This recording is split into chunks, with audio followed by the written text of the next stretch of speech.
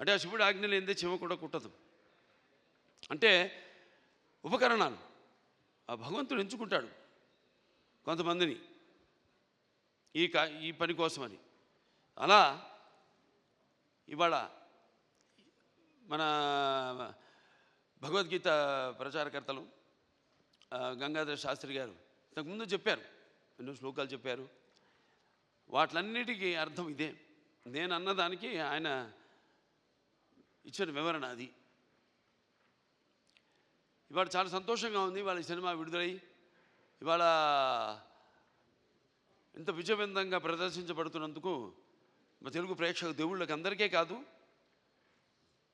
యావత్ భారతదేశపు ప్రజలందరికీ నా హృదయపూర్వక కృతజ్ఞతాభివందనాలు తెలియజేసుకుంటున్నాను.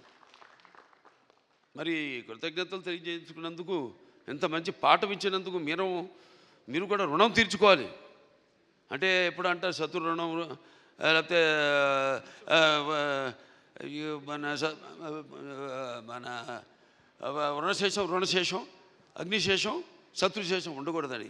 అలాగే ఈ శేషం కూడా మీరు ఉంచుకోకుండా ఏ ఉద్దేశంతో అయితే ఈ సినిమా తీసామో ఆ ఉద్దేశాన్ని మీరు పాటించాలి. ఏదో మనం వింటాం, గుడికి వెళ్తాం, ఏదో దండం పెట్టుకుంటాం దేవుడికి, ఎందుకు? ఇప్పుడు ఆయన అన్నారు గంగాధర శాస్త్రి గారు ఇంతకుముందు, అది గుడికి వెళ్ళి చేస్తే అది భక్తి అవుతుంది.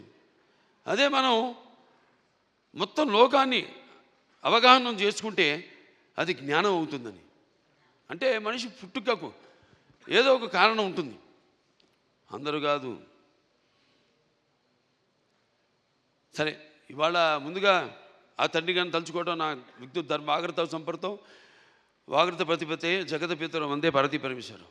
అంటే ఆది దంపతులు అయిన ఆ శివపార్వతులు, వాళ్ళ ప్రతిరూపమే నా తల్లిదండ్రులు. ఎవరి తల్లిదండ్రులైనా ఆ పార్వతీ పరమేశ్వరుల యొక్క రూపాలే.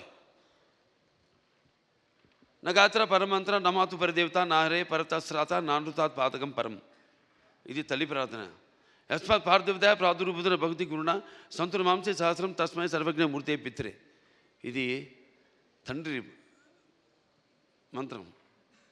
అంటే మనకు సగం దేహాన్ని ఇచ్చి మనల్ని ఇటువంటి గురువులు దగ్గర ఎంతోమంది, అందరూ సరస్వతి పుత్రులే. ఇక్కడ గంగాధర శాస్త్రి గారు ఉన్నారు, అలాగే అక్కడ మన కాసర శ్యామ్ గారు అయితేనేమి, లేకపోతే మన నాగ్ గురునాథ్ శర్మ గారు అయితేనేమి,